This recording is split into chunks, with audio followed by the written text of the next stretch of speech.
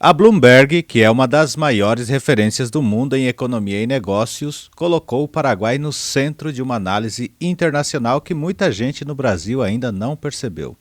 O país, que durante anos foi ignorado por boa parte do mercado global, agora começa a chamar a atenção como destino de investimentos, geração de oportunidades e crescimento estratégico na América do Sul.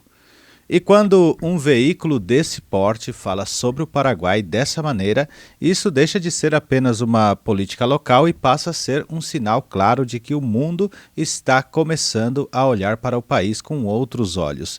Acompanhe aqui essa reportagem da Bloomberg. Durante décadas, en la zona más austral del planeta, los inversores concentraron sus miradas en dos gigantes, Argentina y Brasil. Estas dos economías acapararon gran parte del capital que llegaba a la región, pero los caminos sinuosos en sus políticas, crisis económicas y sobresaltos institucionales sembraron dudas y muchas veces espantaron inversiones. Si comparamos con los países más grandes que nos rodean, es como que Argentina y Brasil los veo prácticamente inviables. En paralelo, una economía muy pequeña que durante años parecía condenada a quedar a la sombra de esos dos gigantes, empezó a construir su reputación en silencio. Tuvimos que ser muy constantes y muy coherentes con todas las decisiones que tienen que ver con nuestra economía. Paraguay, con solo 6 millones de habitantes y un PBI menor a los 50.000 millones de dólares, sorprendió con indicadores envidiables. Crecimiento sostenido,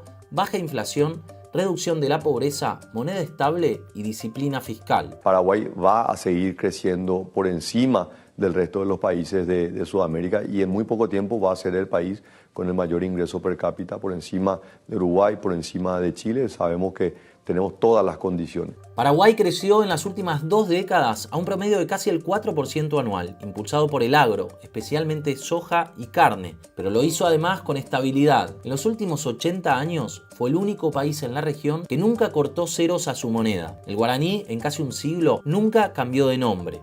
Con estas señales se fue gestando lo que algunos llaman un milagro. En 2025, Paraguay tuvo una inflación del 3%, un desempleo del 4% y fue la economía que más creció en toda la región. Todos sus motores estuvieron prendidos: el consumo, la inversión y las exportaciones.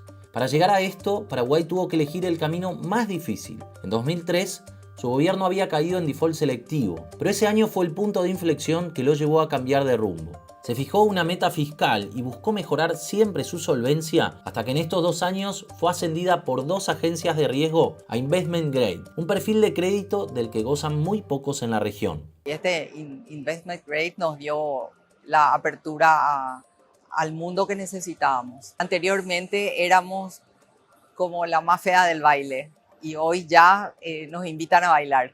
Para muchos, la suerte o virtud de Paraguay fue haber aprovechado a tiempo las oportunidades que desperdiciaron sus países vecinos. Las leyes laborales, los costos impositivos laborales, la relación sindical y la gente. La gente en Paraguay es muy amable, la gente agradece el trabajo. Para nosotros importar no es un tema.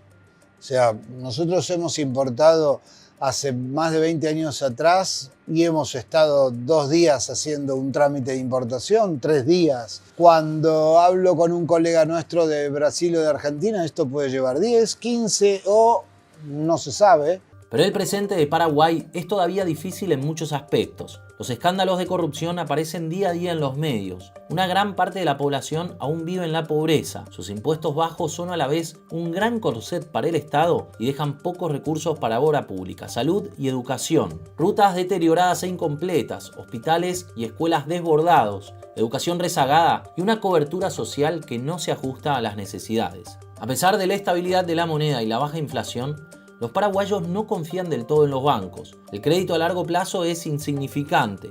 En el mercado de capitales, el volumen en acciones es de solo 40 millones de dólares diarios. El mercado accionario prácticamente es inexistente. La esperanza es que en los próximos años, justamente, si seguimos creciendo, las necesidades de capital y principalmente el cambio generacional que está habiendo en las empresas haga que muchas empresas abran su capital. Aún con sus desigualdades, Paraguay muestra ahora progresos económicos impactantes y el presidente Santiago Peña quiere contárselos al mundo. En sus 2 años y medio de gestión, realizó más de 60 viajes al exterior y visitó Estados Unidos al menos 4 veces. Estamos en un momento único, diría. Creo que uno de los grandes beneficios del presidente Trump es que ha movido las antiguas estructuras comerciales y ha abierto nuevas oportunidades. No es solo la buena relación que Peña profundizó con Estados Unidos. Paraguay ya está en el radar de Wall Street. En Paraguay, la construcción, digamos, del futuro pasa por la persistencia de las políticas y no por revoluciones, digamos, que pueden proveer alivio temporal, pero en el futuro retrocesos fuertísimos en la economía. La pregunta es, ¿cómo una economía que hace 20 años tenía a la mitad de su población por debajo de la línea de la pobreza y estaba en default, está logrando toda esta transformación? Y estamos viendo empresas brasileñas que vienen de a miles, ¿verdad? El año pasado tuvimos un número récord de extranjeros pidiendo residencia en Paraguay. La mitad de esos extranjeros eran brasileños. Entonces nosotros vemos realmente esos números de inversión extranjera que se están acelerando.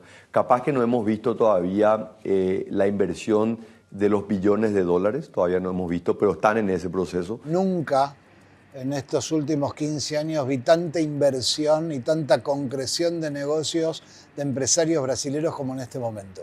Anteriormente siempre tuvimos de visitantes extranjeros interesados en la frontera, en negocios de frontera, y hoy ya estamos viendo un inversor totalmente diferente, un inversor que piensa a largo plazo, que está en el campo, que está en emprendimientos inmobiliarios, en industrias. Pero acá no hay magia. El camino paraguayo es lento, largo, arduo, con ajuste y sin atajos. Y hubo siempre dudas sobre si la sociedad paraguaya lo resistiría. Pero al menos por ahora parece que lo resiste y está dispuesta a hacerlo resignando un mayor rol del Estado a cambio de un futuro más prometedor.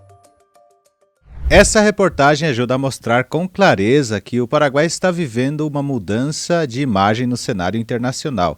Não é mais apenas um país pouco comentado na região. Agora ele começa a aparecer no radar de grandes investidores, de grandes empresas e de grandes veículos globais de economia.